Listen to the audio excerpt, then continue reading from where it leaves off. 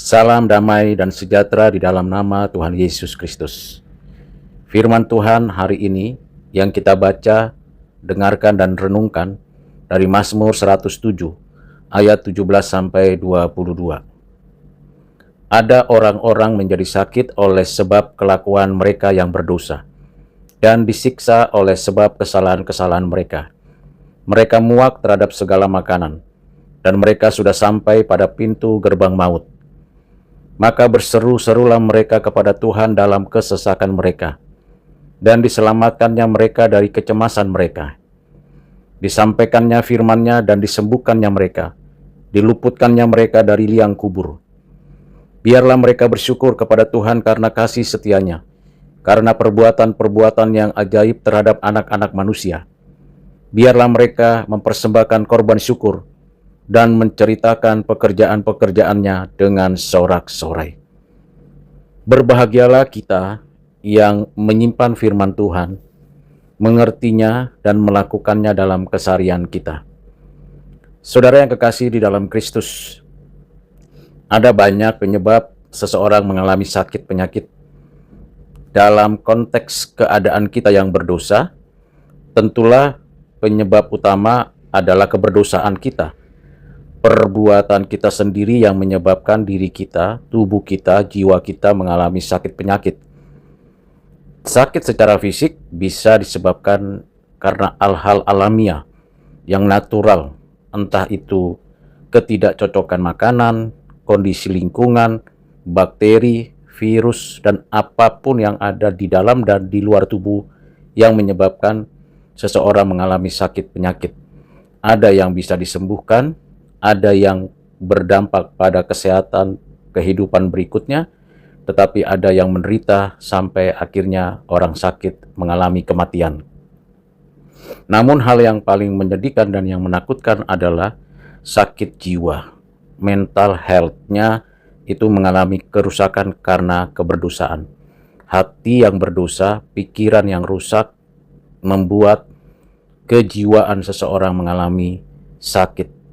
Sakit disebabkan karena keberdosaan, kebencian, pemberontakan kepada Tuhan, dan itu sangat tidak mudah disembuhkan.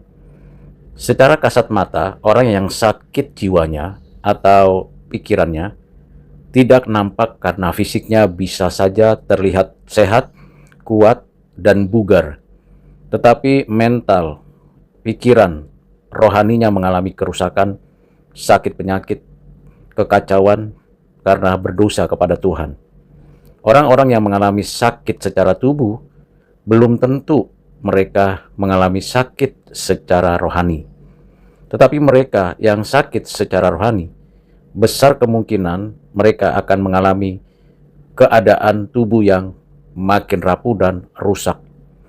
Itu sebabnya kita sebagai orang percaya perlu menyadari tanggung jawab pada tubuh dan pada jiwa. Kedua unsur pada diri kita sebagai manusia, tubuh dan jiwa, perlu untuk dijaga kesehatannya. Tidak hanya kesehatan rohani yang perlu kita terus-menerus perbaharui melalui firman Tuhan, melalui persekutuan bersama saudara seiman, melalui ibadah, melalui pelayanan, melalui hal-hal yang bersifat rohani, tetapi juga kita perlu menjaga kesehatan tubuh. Janganlah kita menganggap remeh dan rendah tubuh ini.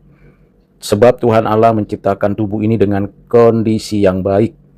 Walaupun kita berdosa, kita mengalami kemerosotan pada tubuh, baik kekuatan, tetapi juga kita harus tahu, semua yang dikaruniakan Tuhan, tubuh kita ini dan seluruh keberadaannya, perlu kita jaga kesehatannya sebagai tanggung jawab iman. Kelemahan tubuh merupakan akibat dari sakit, dapat membuat keadaan indrawi tidak lagi menyukai apa yang di luar tubuh. Makanan, minuman, dan anggota tubuh yang lain mengalami kesusahan, kesulitan, sehingga tubuh tidak punya tenaga, tidak bisa mencerna, mengalami suatu kondisi seperti menolak makanan, sampai kepada suatu keberadaan tubuh mengalami sakit yang luar biasa. Ini dirasakan oleh tubuh sekaligus saat yang sama dengan jiwa. sampai kematian tiba. Ada orang yang mengalami sakit memang karena dicelakai oleh orang lain, entah karena perang, karena penindasan, perbudakan, penganiayaan, atau karena tindakan-tindakan yang insidentil terhadap diri sehingga kita pernah mengalami penderitaan pada tubuh, luka, lembam, dan bahkan cedera yang sangat menakutkan. Ada sakit yang disebabkan karena kuasa gelap, roh-roh jahat yang bisa terjadi pada diri seseorang. Seseorang mengalami itu karena pernah berhubungan dengan kuasa gelap, roh-roh jahat, atau orang lain yang menggunakan kuasa gelap untuk menciderai tubuh kita atau jiwa kita. Muncullah sakit seperti itu. Dan sakit ada juga disebabkan karena hal-hal yang sifatnya alami, karena gempa, karena bencana, karena hal-hal yang tidak bisa terhindarkan. Bahkan lingkungan yang belum sehat atau yang tercemar membuat tubuh jiwa mengalami kerentanan, mengalami sakit. Dengan keadaan tubuh jiwa yang bisa mengalami sakit dan besar kemungkinan tiap orang yang sudah ada dalam sejarah hadir di dalam kehidupan di bumi karena keberadaan kita yang berdosa, kuasa gelap yang mengganggu, bahkan orang-orang jahat yang mencobai. Karena keberadaan itu besar kemungkinan seseorang entah waktu masih kecil, entah sampai sudah tua, mengalami suatu kondisi sakit penyakit.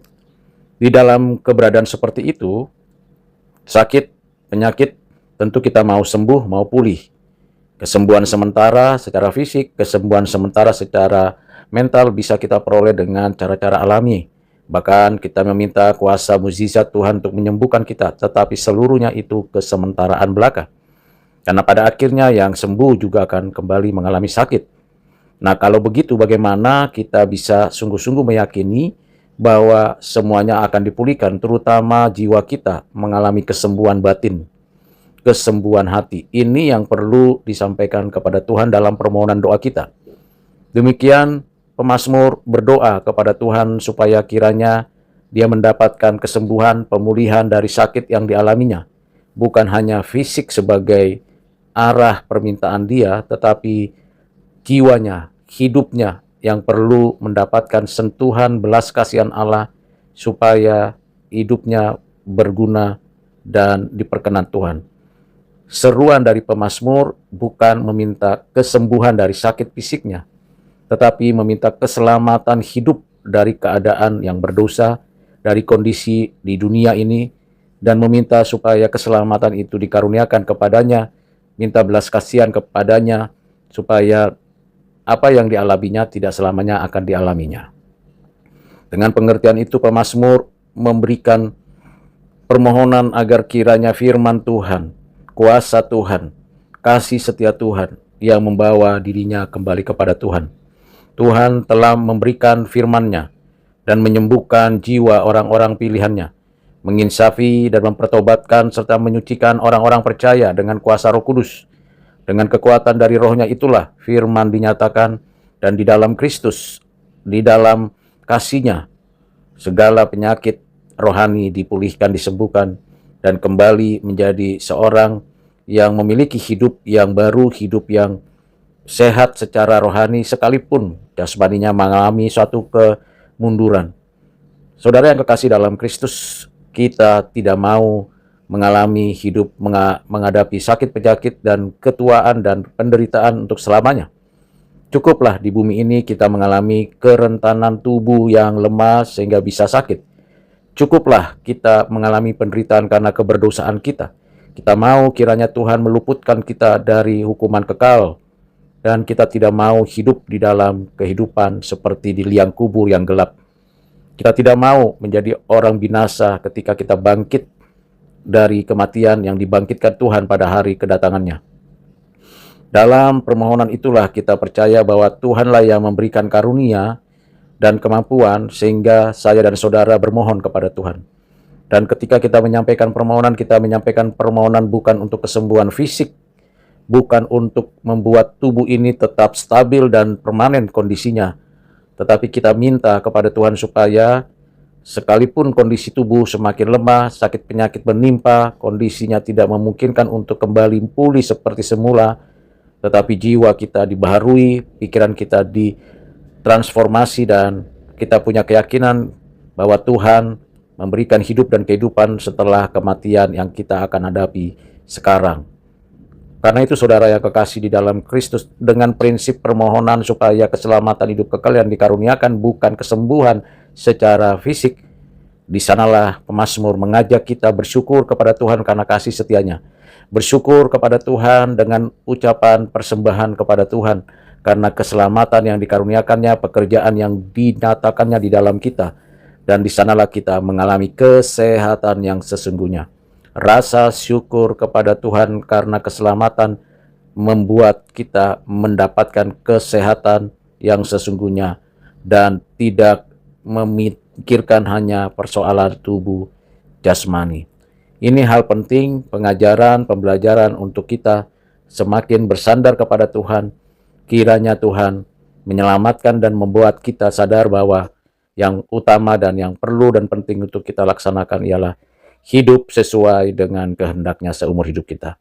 Kiranya Tuhan Yesus memberkati kita sekarang dan selamanya. Amin.